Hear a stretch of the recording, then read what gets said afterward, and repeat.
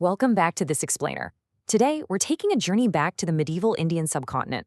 It was a time of towering empires, clashing armies, and grand architectural feats. But right beneath the thunder of hooves and royal decrees, there was this quieter, yet infinitely more powerful revolution taking place. A revolution not of the sword, but of the soul. We're going to trace the parallel, really cinematic paths of the Bhakti and Sufi movements and see exactly how they fundamentally reshaped the entire cultural landscape. Devotion, or bhakti, became more important than elaborate rituals or birth-based privileges, stressing inner purity, love, and moral conduct. This quote absolutely nails the core of what we're exploring today. Just imagine a society totally weighed down by rigid social hierarchies and incredibly orthodox religious practices. Out of that high-pressure environment sparked a massive, deeply emotional rebellion. Everyday people started seeking an alternative path, one that completely bypassed all those complex rituals and gatekeeping. This pursuit of universal love was literally about to rewrite the fabric of Indian society. Section 1. Sparks of Spiritual Rebellion. So, let's set the stage. Pre-invasion India was, to put it mildly, deeply fractured. Up in the north, the Lodi dynasty was weakening and facing internal revolts, while charismatic leaders like Rana Sanga of Mewar were forging these powerful Rajput confederacies, just trying to fill that political vacuum. Down south, it was split between the massive Vijayanagar Empire and the fragmented Bahmani kingdoms. The sheer scale of political disunity meant people were living in constant flux. And honestly, it was the perfect breeding ground for profound social and spiritual changes. And then, into this volatile arena steps Zahiruddin Muhammad Babur. In 1526, amidst the literal smoke and thunder of early artillery at the First Battle of Panipat, Babur shattered the army of Ibrahim Lodi. The birth of the mighty Mughal Empire sent massive shockwaves through society that was already dealing with shifting borders and crumbling sultanates. But beneath all those tectonic political shifts, there was a profound human cost. Amidst the warfare and economic hardship, regular folks were desperate for spiritual solace, not cold, rigid theology. They craved the warmth of community. They wanted a direct, personal sense of moral purpose, something the orthodox institutions of the time just couldn't give them. Section 2. The Bhakti Awakener. Drawing heavy inspiration from ancient Vedic and Upanishadic texts, along with the Bhagavad Gita, a totally new wave of poet-saints hit the scene. And they were radical. They frequently ignored the authority of orthodox texts and instead pushed for a direct, intensely emotional connection with the divine.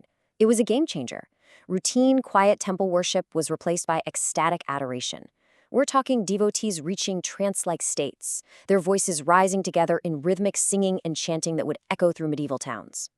The seeds for all this were actually sown centuries earlier, down in the south, around the 7th century CE.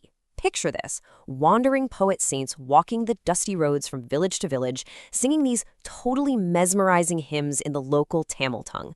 You had the Alvars completely lost in their devotion to Lord Vishnu, and the Nayanars fiercely dedicated to Lord Shiva.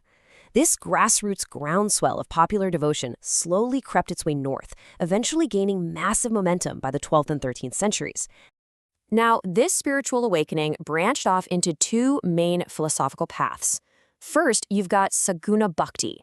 This is the worship of a specific deity with physical attributes and form. Think of the passionate, deeply personal devotion of saints like Meera Bai.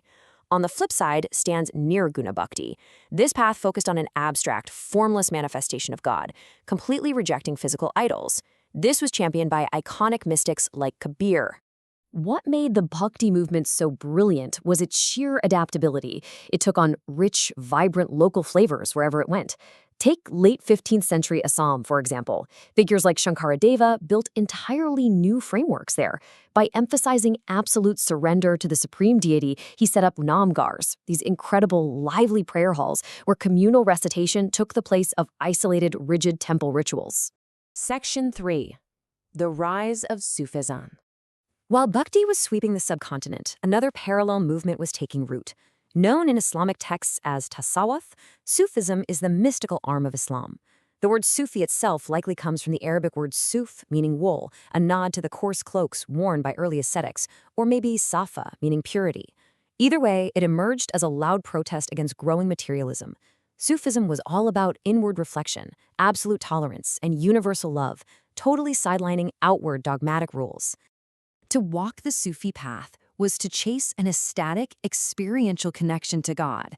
Just imagine whirling dervishes and wandering ascetics seeking salvation through intense, consuming devotion. They bypassed the dry, scholastic methods of traditional theologians entirely. It was a visceral, deeply emotional journey to forge a true, personal experience of the divine. But this mysticism wasn't just a free-for-all. It evolved in distinct, highly structured stages. It kicked off with the Hankal stage in the 10th century, basically the golden age of pure mysticism. Then, moving into the 11th to 14th centuries, it hit the Tariqa stage, which brought about institutionalization and distinct symbols. Finally, the Tarifa stage from the 15th century onward is when these profound practices really exploded and reached the everyday masses. Section 4. Paths of the Saints. So how did this all actually work? Well, the beating heart of the Sufi system was the pir murshid, or master-disciple relationship. This wasn't just a casual mentorship, it was a profound, lifelong bond. Sufism taught that the ultimate goal was union with God, and beautifully, that loving God meant loving humanity. Serving mankind was literally the highest form of devotion.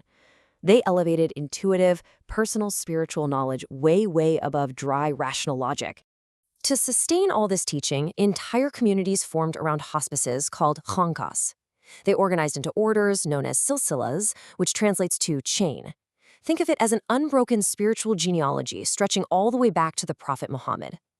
Through this chain, like the famously influential Chisti order founded over in central Afghanistan, spiritual power or blessings were securely passed down from master to devotee across the centuries. Section 5. A beautiful cultural synthesis. Now we get to the real magic, the intersection of these cultures. A huge cornerstone of this was the practice of ziyarat. When a Sufi master passed away, his tomb shrine, or dargah, transformed into a massive epicenter of devotion.